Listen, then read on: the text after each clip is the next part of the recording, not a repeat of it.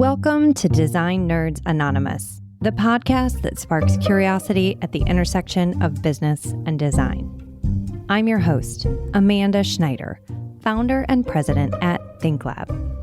This season, we're diving deep into the B2B decision-making process for the built environment, exploring how these decisions are made, what influences them, and how product and service providers can better serve their customers. In this episode, titled The Generation Gap, Rethinking Soft Skills in the Hybrid Workplace, we're tackling a topic that has become increasingly relevant in today's ever-evolving work environment: soft skills. While it's often said that Gen Z is entering the workforce lacking these essential skills, the truth is that the hybrid work era has left all of us struggling to keep up. Think about it. Many strong individual contributors get promoted into management roles because they excel at their craft. But being good at the thing doesn't automatically make someone a great manager, especially when you add the complexities of hybrid work and geographically dispersed teams into the mix. The rules have changed, and so must we.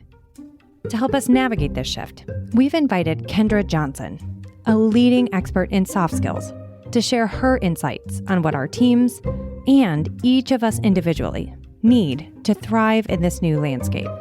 So whether you're leading a team, hoping to refine your own management style, or simply interested in better understanding how to communicate and collaborate in a hybrid world, I think you'll find something in this episode for you. Let's dive in and rethink how we approach these essential skills in the workplace today. Meet Kendra. I'm Kendra Johnson. I'm a soft skill expert and founder of the Venn Group. We focus on training and development for mid-level leaders specifically, recognizing that in that demographic, they're basically the crux of everything. They need to manage up, they need to manage down. So the soft skills that they develop have such a ripple effect across an organization. And so that's why we really focus on developing those folks first and foremost. We do that through leadership development under the guise of what I call self-awareness training, but nobody really likes that marketing. It's what it is. And then at the end of the day, we use communication as a tool. We don't need flashy tools to be able to enhance these soft skills. We really just focus on what are we saying to one another? What is the way in which we're communicating, and are we aligned? And how does one become a soft skill expert? Tell us just a little bit about your background. They say I stumbled into it, and by that I mean age 5 on the playground saying, I just don't understand why everybody can't just get along, and being that mediator. But then as I grew up, I realized it was a skill that not many people had. And it's the ability to collaborate and to find consensus, using communication to understand people's internal motivations, what makes them want to work with you, what builds rapport. And so as I worked my way up through various organizations and different industries, I noticed that across the board, everybody had the same problems. It was lack of accountability, stemming from not being able to communicate effectively, and I was watching just ships pass each other in the night. And I was always standing there saying, here's how we connect the dots. Let me help you. And so as I continued to develop in my career, I noticed that was my superpower and my tool. And I said, I can put some tangible frameworks to this. And so I did. And that's what I've been doing for the last 6 years. So you're like marriage counselor for professional teams. Yeah. Actually, when I first branded, it was business therapist. Oh, that's funny. Yeah. I think people are going to see the title of this episode and they're going to think, oh my God, I know so many people have this problem, and probably think not me. So let's talk about all those other people that have this problem. It's easy to pick on Gen Z. Gen Z graduated college the earliest in 2019 amidst a pandemic. And it's coming up in our research a lot that Gen Z is really lacking in this soft skills category. Talk about that, what you see, and what specifically you find is at the root of that.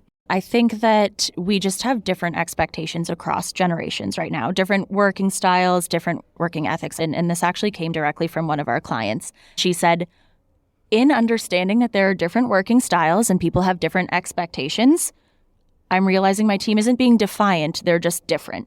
And I think that's where we miss the mark, is that people are just different. And even within a generation, people work differently, they communicate differently. But what I'm noticing specifically in our work is that Gen Z want purpose and they want fulfillment, and they've seen their pre-successors burn out and they don't want to go down that path. And so they're setting stronger boundaries. They are communicating that it's not all about the final dollar on their paycheck, But when it comes to these soft skills, they don't know how to communicate because they're looking at hand-me-down styles that aren't aligned with what they want and their values as a generation. I think that they're looked at often as being defiant. Yes. Not just different. So how would you coach managers who feel like they have defiant Gen Zers that are coming in and being too hard with boundaries or too bold? How would you coach those managers? The first thing I would say is take a look at when you entered the workforce and think about what your manager was thinking about you. I guarantee they were thinking the exact same thing. And generation after generation, we see this cycle. The second thing is let's look at why they're complaining or they're setting those boundaries, and let's solve for the pain point, not just look at the friction. The friction is that, oh, they're complaining, they're this, they're that. But the pain point is actually maybe they want to feel more valued. They just want a simple thank you at the end of the day.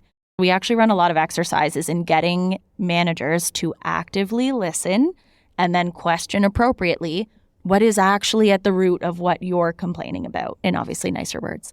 But what a lot of managers need to do is peel back the layers of the onion, let's solve for the pain point, and then that will, by proxy, fix your points of friction. So have more conversations with them, check in, right? Rather than waiting until they come to you with this explosive ask or problem, let's start to have more of those check-ins.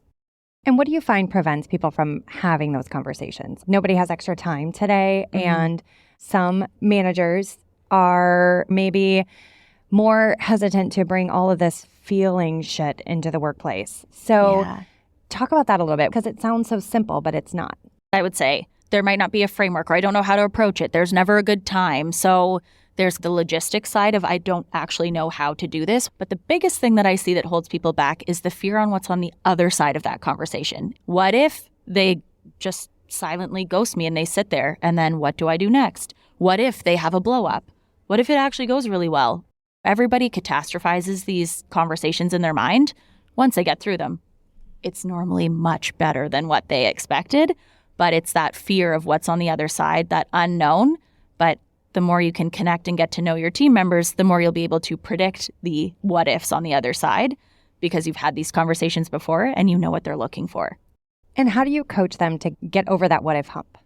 I'd say be proactive. Ask your team member, how do you like to receive feedback? Here's my communication style. Does this align with your communication style? Would you be okay if we sat down and checked in? I just want to get a pulse on how things are going. And it doesn't need to be every day, right? You don't want to inundate people with that feedback, but making sure that there's that psychological safety for communication to flow both ways. And I think in being proactive, it means that in those more difficult conversations, they flow better. There's obviously more respect and more trust in that interaction that makes it easier. And I think another fear point is probably, if I ask and I understand, then I have to do something about it. And I think that's another piece of hesitation that I hear a lot is this my responsibility to make sure all of my team members are happy and fulfilled, or is that their responsibilities? As a manager, that can be scary to ask, because does that mean it becomes your responsibility to act upon it? Well, and I think that's part of the what if as well. When we think about feelings and emotions, we kind of use the 6 big blanket emotions. I'm sad, I'm angry, I'm upset, or I'm happy. But when we actually start to get more granular with it, the difference between feeling overwhelmed and feeling frustrated or feeling disrespected require 2 very different actions and outputs. And I think that's one of the things, to your point about these leaders not really knowing how to act or being fearful of acting on it. It's that we don't actually know what we're solving for. Okay, somebody's upset or sad. What do I do? Because there's a million different actions that I could take. So in encouraging managers to also say, okay, I understand that. Let's go deeper. Do you feel overwhelmed? Are you feeling frustrated? What can I solve for? And helping your team members actually understand and name their emotions. I think there's so much power and strength in that. And that's where emotions have a place in the workplace. Let's get them to name these things and then find an actual action and pathway for it. Mm-hmm. We'll be right back after this brief message from one of our sponsors. I came out of NeoCon 2024 more excited about the future of the Mart, I think, than I've been in years. we've had quite a shift. We've really been moving in lockstep with that shift, adjusting our focus to really serve not only the largest manufacturers, but also small to medium-sized companies. One of the things that's always excited me about my job more than anything is helping small companies become medium-sized companies, medium-sized companies become large companies, and providing a platform that has become an integral part of growth to expose them to as many as 50,000 attendees during the 3 days of NeoCon in June, and also providing longer and more meaningful interactions with the showrooms and companies in the mart. I think 2025 is going to be a really exciting year for NeoCon. Hey, I'm Byron Morton. I'm responsible for showroom leasing and NeoCon sales at the Mart in Chicago. The Mart, the 4.2 million square foot building, is proud to host over a dozen events per year, culminating in NeoCon. For more than 50 years, the Mart and NeoCon have served the leading manufacturers in the commercial furnishings industry. Designs and innovations for workplace, healthcare, hospitality, education, and public environments. Check us out at themart.com and neocon.com or on social, The Mart Chicago and at NeoCon Shows. All right, welcome back. In a recent survey, we looked at there are challenges for Gen Z, and they are very aware, most of them, not all of them, that they have soft skills gaps. What would you say to the Gen Zers listening, or some of these younger professionals that maybe are newer to the workforce and trying to navigate effectively? I would say focus on communication, but in thinking about who you're communicating with, not how you are specifically communicating yourself, but think about who that end listener would be, because their priorities are different. One of the strengths that I see a lot of Gen Zers who are doing exceptionally well, the strength that they have is they can shift their communication to match the priorities of the person that they're talking to. So that makes them better collaborators. They're able to get their point across quicker. They can get buy-in sooner. So understanding that agility in communication is very helpful. But the other thing is listen. Like, before you put your ideas forward, before you open your mouth, listen to what people are saying and then act on that. So I think awareness is number one, and that constitutes active listening, and then take intentional action. And finally, be accountable for your actions. That's something that I hear a lot about Gen Zers, and whether rightly or unrightly so, is that there's a lack of accountability. When you take accountability for your action and just say, hey, sorry, I misunderstood, or let me get more clarity on that, that will go miles with your team.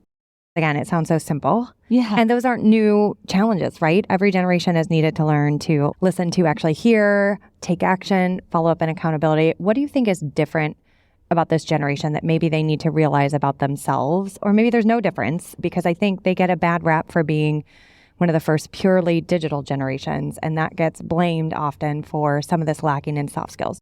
Honestly, I have thought about and contemplated this a lot. And in looking at the work that we do with our clients, I'm noticing that the digital aspect of it doesn't really have as much to do with the main problem as we're just using different communication channels. So whether digital or not, it's just a different channel of communicating. And that's where the friction is. It's just a different way of getting to the same end result. And that's where I think the misalignment is. We're not using the same channels. And so it's easy to say, I'm not used to that, and point fingers. And I think it's really just aligning on what that communication etiquette looks like. Again, coming back to expectations. Mm-hmm. And I think it's really redefining some of that etiquette is where it's lacking too, because we all know there's intonations in a text that are really hard to read. Yes. And also the number of pathways that we're communicating. It used to be you just spoke to people in the office. Yes. And then we got email and you spoke and had email. Now we have email, we have text, have a Slack message going, just the number of pathways and channels, and really even learning how to prioritize that probably has a big effect. Oh yeah, we've seen that with clients, and we've actually helped them establish what those expectations look like. And it should start as soon as onboarding. You come in, here's what we use Slack for. It's more informal. If there's something important, pick up the phone, because we're so inundated. We're introducing all these tools and we haven't set clear boundaries or expectations around what to use, when to use it. and how to actually make them effective. We at Think Lab are a fully remote team. We're 12 years old now, so we've been always working this way. And one thing that we have is a communication hierarchy that says from most urgent to least urgent. Email says to us in our culture, get to this when you can. A Slack says the minute you're free, get to this. A text says, I need you now. And a phone call is like, the building is on fire. So we have a very clear hierarchy. It's part of our onboarding process. Have you seen any other tools to really establish some of these new norms in an era where social norms are really shifting? First of all, kudos to you, because that is what every organization needs. But one of the other things that I see with our clients in thinking about the tools that they use and the way they use them is defining what actually constitutes a problem, the building's on fire, and what is, hey, you can get to this tomorrow. So going back to what you said about priorities, it's great to have that hierarchy, but have you actually established what is the building on fire versus, hey, this is actually like a next week thing? And so it comes down to, what are the organizational goals? Are we aligned, and have we actually communicated that? Smiling really big. None of our listeners can see that, but I'm laughing right now. Hannah, our producer, is laughing because you can tell by the pace of my voice that what I define as emergency is not always my team's definition. So I feel like you're calling me out in a beautiful way that my team's going to be really happy about, because we have this beautiful hierarchy. Yeah. But sometimes in my head, a lot more things are emergencies than probably should be. Right. And again, I know it sounds so simple, but it comes down to communication. And what we always tell leaders, I'm guilty of it too, so don't worry, is a simple message that opens the subject line of an email. Not urgent, deal with tomorrow, or please get to by this date. So now you're actually setting those expectations right in the subject line. Your team can prioritize in their inbox. And Slack messages, we can do the same. We can schedule Slack messages until the next morning. I know it's easy to just hit send because I also do that. But now I'm more conscious of, okay, my team's clocked out at 5. I'm going to schedule this for 9 a.m. tomorrow when they're back on. We've had some good discussions around that too, because when you hit send, it takes it off of my stress plate and sometimes puts it on your stress plate. Yes. But we've also struggled with the scheduling of messages because we move quite quickly. And so sometimes by the time that scheduled message comes out, it's totally out of context and doesn't make any sense. So one of the team level agreements that we've had is that we say, you get it off your plate when you need to, but we say it's up to you to have the self-discipline to not check your phone after hours. What do you have to say to that concept? Now you've got me smiling quite large here, because that again goes back to folks not being defiant, but just being different. And I think that's what we're seeing with a lot of Gen Zers, putting those boundaries up. For some of our leaders, we need to focus on the output and the productivity, that somebody might respond to an email at 10 p.m. as you want, but at the end of the day, that's not quality work. So they're actually not doing what you want them to do. Going back to having those open conversations, that just sets that precedent that, listen, I want you to provide quality work. And we've seen with our clients a lot of success when they're actually just open about those things. And if you're constantly checking messages, it's not a way to live or work. So we are seeing a big shift in clock out at 5 or whatever time that looks like. And if it's an emergency, I will call you. But otherwise, please take the space and break so that you can be top notch in the morning when we actually need to do quality work. Also thinking about when people work best. I am a morning person. Hannah, our producer, is not a morning person. I will wake up in the next morning with that episode I'm waiting on because Hannah would rather work at 10 p.m. or even later. So it's really about when people work best. There's a book called How the Future Works. Brian Elliott and Sheila Subramanian were on last season of the podcast. So any of our listeners can go back and listen to our episode on redefining office culture. And there's some great tools in there around team level agreements and some of these communication tools. The pressure that's coming on this mid-level manager today. In this hybrid era, return to office mandates are not working largely. So they're like, we'll just leave it up to individual teams. Guess what? That's falling on these mid-level managers to now not only help make these decisions, but be accountable for the people that may not be happy about the decisions that are made. Add to that, on this burnout level, this is also when life peaks. If you choose to get married on a traditional timeline, your marriage is going on. You might have kids. You might have aging parents. You might have pets. You might have, God forbid, hobbies and things outside of work. It feels like life crescendos in our culture around this mid-level manager. And there's a reason we're seeing so much burnout. We'll be right back after this brief message.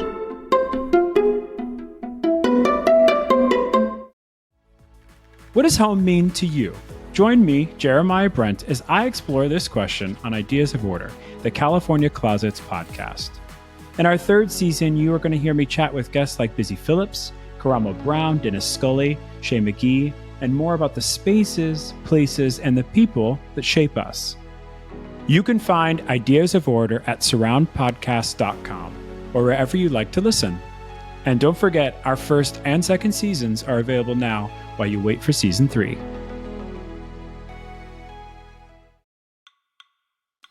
Hi, design nerds. I wanted to take a moment and thank you for listening to DNA. If you're like me and love listening to thought-provoking podcasts about design and architecture, I've got a recommendation. Architecture 5-10-20. Hosted by Guy Geyer, managing partner at FX Collaborative. This podcast looks into the future of the built environment, 5, 10, and even 20 years down the line. Each episode dives into topics like the future of housing, diversity and inclusion in architecture, and how design impacts communities in cities like New York. Guy joined me on Design Nerds Anonymous for a fantastic conversation. And if you enjoyed that episode, you won't want to miss the insights he's sharing on Architecture 5-10-20. Check it out on surroundpodcast.com or wherever you listen to your podcasts.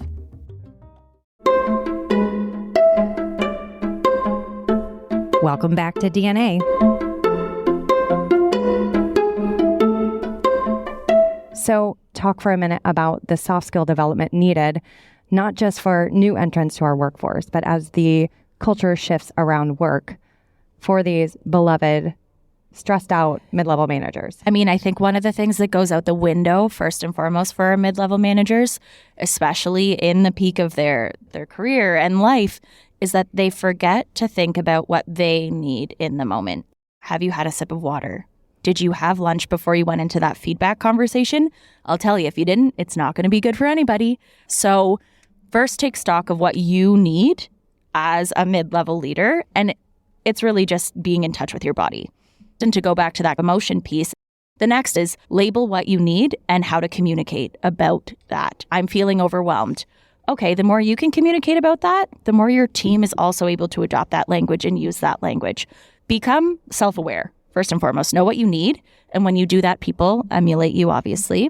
But that also helps you manage up more effectively, because it's okay to say, I'm tapped out, I don't have the capacity for this, or we need to reallocate or reprioritize. I'd say beyond understanding what you need is learn how to manage your resources. We always say time and energy are the things that people forget about. Cool, I know how to manage a budget. I've got a tool for that. I know how to manage my people more or less. I can figure it out. I've got training for that. My energy? No idea. So understand what resources you have available to you, and then know how you actually allocate those every single day. And when you can obviously reflect on those things, it helps you be able to prepare more effectively. But a lot of the time, they don't do that reflection. And again, life comes at you fast. I get it. You want to focus on the outcomes and the results, but the results will speak volumes when you actually take that time to reflect and to just ground yourself. Take a breath, and then move forward. And you'll get better results at the end of the day. This is great advice for me, too. So you mentioned results, and our listeners can't see us right now, but we are both wearing our Design Nerd podcast paraphernalia that we've been giving out here at NeoCon 2024. And one thing that I'd love to know is some people look at these soft skills as too fluffy. Have you seen real hard business results as a result of focusing on the softer side of life here? I'll give you a perfect example. We were working with a manufacturing client, and they were trying to implement Monday.com across 2 different geographies. Their plant was divided, and we had 11 of their now mid-level leaders who had started in the organization, worked their way up. Now they're responsible for people, and they don't know what to do. So they were having a really hard time adopting this project management tool and couldn't understand why. So we went through some of the training, and I put a pause on it, and I said, for our next session, I'm sitting down with every one of these participants because I want to know what's going on here. And in those conversations that they said, we've never been trained on the tool. We don't know what to do. I'm not even sure I know where my login is. And what if I press the wrong button and blow the whole thing up? And so it was that fear. And I said, great. So we're shifting gears on training. Let's sit down and let's actually walk through how we use this tool. So the soft skill expert is training them on technical skills. On technical skills. Yeah, exactly. Little flip of the script there. But it started with the communication because they couldn't communicate those things. They, first of all, didn't know what their own problem was. And they didn't want to have that conversation because of the fear of looking silly. And by the end, we had 100% adoption rate. And we said, okay, great. Now that you've got this, how do you communicate using this as your guide? And now they're working across 2 geographies. We actually had one of their direct reports reach out and say, I never spoke to my manager before, but now they've come forward and they're more talkative, they're more transparent. And so it really just helped to understand what is the actual pain point versus the frustrations, and then train on what's our next step. So yes, the technical piece was one piece, but a tool isn't effective unless the humans who are using it are effective at the end of the day. Mm-hmm. Were there any direct financial results for that organization as a result of everyone getting into this tool and communicating well about it? Oh yeah, they were on the verge of losing one of their biggest clients because deadlines were being missed. And so with that tool, they were able to actually salvage that client, deliver ahead of schedule, which was unheard of through 2021 timeframe. Yeah. But they got everything back on track and saved millions of dollars. It was a massive contract. But think about the ripple effect that had for future clients and obviously reputation management. So we saw great ROI with just that one simple, let's sit down and have a conversation. That's amazing. Yeah. I want to leave some space here because I know you had a few things that you wanted to make sure our listeners heard about this soft skills topic. So I'm going to relinquish the mic to you to let you take us down whatever path you think our listeners need to hear. One of our recent conversations really stood out to me because especially in the design space, you try to make things easier for people, right? You focus on how can we remove friction and make things easier when it comes to changing habits and behaviors. I find that a lot of hand-me-down leadership styles also introduce bad habits. One of the best principles that I've heard is called the banana principle. And it ultimately talks about, rather than removing friction, introducing friction, because it's human nature for us to choose the easiest route. And the idea of the banana principle is because of the banana peel is easier to peel and the orange is harder to peel. Most people, 90% of the time, will choose the banana over the orange if you're going to be eating fruit in a business meeting. Exactly. Yeah. So let's introduce some friction that adds 30 seconds to our new process and reroutes us towards a good habit. And so I think in giving leaders that opportunity to say, we're not just trying to make things easier, but maybe we're actually trying to make things harder so that we can move towards the better habits. The folks who actually ran this research and that focused on the banana principle tried different headphones. So they started with AirPods and it didn't work because they weren't visible enough. So people would still come and tap on their peers' shoulders. Instead, they got these big, beautiful headphones like we're wearing right now. And that symbolized I'm focusing and this is my focus time. And that deterred the tap on the shoulder. In Japan, they actually found a frequency in a certain light that removed some of the teens that only a certain age demographic could hear and that annoyed them so that they weren't loitering around the train stations. And so that got them to move out of that space where they needed, obviously, that to be clear for transit. Rather than making things easy, let's introduce some little points of friction and get creative with it.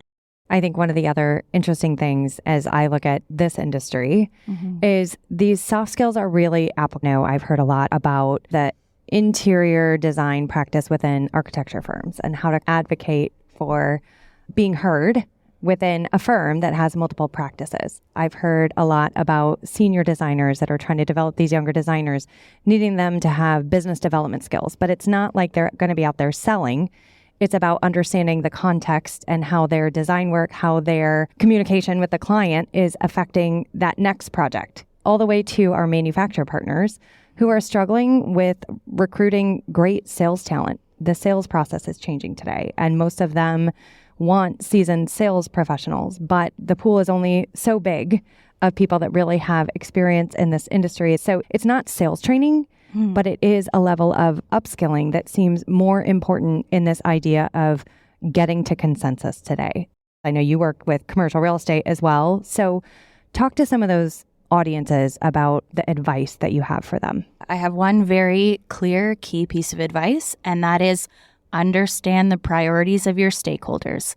And when thinking about managing up, managing laterally, you can say the same thing 100 different ways. and you're still going to push your objective forward, your priority. But when you speak to the priorities of someone else, now you have their buy-in. We worked with a hospitality company, and there was a big rift between the departments. Obviously, in-field versus in-office can have competing priorities. We see it. Internal headquarters folks versus sales folks. Never happens in this industry. Never. Yeah, exactly. Universal concept, the us versus them, age-old debate. And so we gave them different scripts. What are you trying to get across? Oh, this is your objective? Okay.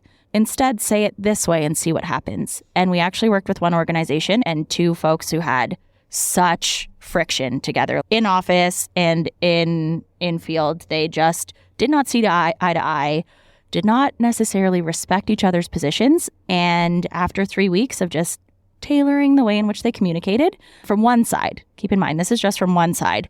Now they're actually spearheading a project together. Wow. Yeah. It's just look at the competing priorities and understand how you can reframe what you're saying to match their priorities. And at the end of the day, you're going to get that buy-in. And believe the best. Yes. In other people, which I think is hard sometimes, but most of these people are not your enemy. So I have one last question to close us out. And that is, when I think about what excites me about this moment in time that we're in right now, I think we've come through a great transition over the past 5 years in our world.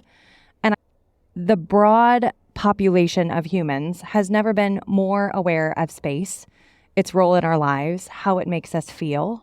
And that's super exciting for our industry to take a leadership role. As you look at the role of soft skills and all of the work that you're doing at this very moment in time, what excites you about the future? Oh my gosh. I'm most excited about the fact that people are giving soft skills the space and the recognition that they're due. As we disconnect geographically, soft skills allow us to connect more and more. And loneliness is an epidemic that we're seeing universally. And soft skills allow us to connect with different people that we have never had the opportunity to connect with on the other side of the world. And fusing soft skills and technology together in a way that actually complement one another, not replace each other, is really exciting. And I think it's humanizing business a little bit more and bringing it back to, at the end of the day, we're building relationships, and soft skills help communicate. Soft skills help us to really build out those services and products. And I think that I'm most excited about the fact that while technology evolves, soft skills will always need to evolve to match. And so you're always learning and developing. And to me, that's most exciting. As we close today's conversation, it's clear that soft skills aren't just about navigating workplace dynamics. They're the very fabric that holds our teams and organizations together, especially in a world where hybrid work models have become the norm. The term soft skills might make them sound secondary, but as Kendra shared, they're anything but. These skills, empathy, active listening, adaptability, and especially clear communication, are the backbone of building trust and resilience in teams. At this moment in time, the way we work, communicate, and connect is certainly evolving. And the challenge isn't just to keep up, but to lead with intention and awareness. It's about recognizing that each of us plays a role in shaping work culture, and that values are not just what we do, but also how we do it. The future of work is human, and it's up to us to make it meaningful. As you reflect on this episode, consider how you can bring more awareness to your own communication style and your team's dynamics. What small shifts can you make today that could have a ripple effect tomorrow? Remember, leadership isn't just about titles or hierarchy. It's about the quality of our connections and the impact of our actions. We hope today's discussion has inspired you to think about the power of soft skills in a new light. So until next time, stay curious, stay open, and keep exploring this intersection of business and design with us. You can check out thinklab.design/podcasts for this episode's show notes, as well as the latest from ThinkLab. And a shameless reminder, if you like what you hear, or if you have questions, really any reason, please feel free to reach out to us on our socials. That's LinkedIn and Instagram at thinklab.design, or you can always just leave us a review. Design Nerds Anonymous is a proud member of the Surround Podcast Network by Sandow. Check out surroundpodcast.com for more design and architecture podcasts. This podcast is edited and produced by Hannah Vitti. Special thank you to the whole podcast production team, including Rachel Senator, Rob Schulte, and, of course, Hannah. We'll be back next week with a bonus final episode of Season 6. In this special wrap-up, we'll revisit some of the most important takeaways from each episode, highlight powerful quotes from our incredible guests, and share some insightful moments that didn't fit neatly into our themes, but are too valuable to miss. So join us for this TLDR reflective journey as we uncover the gems from Season 6 and hopefully spark new ideas at the crossroads of business and design.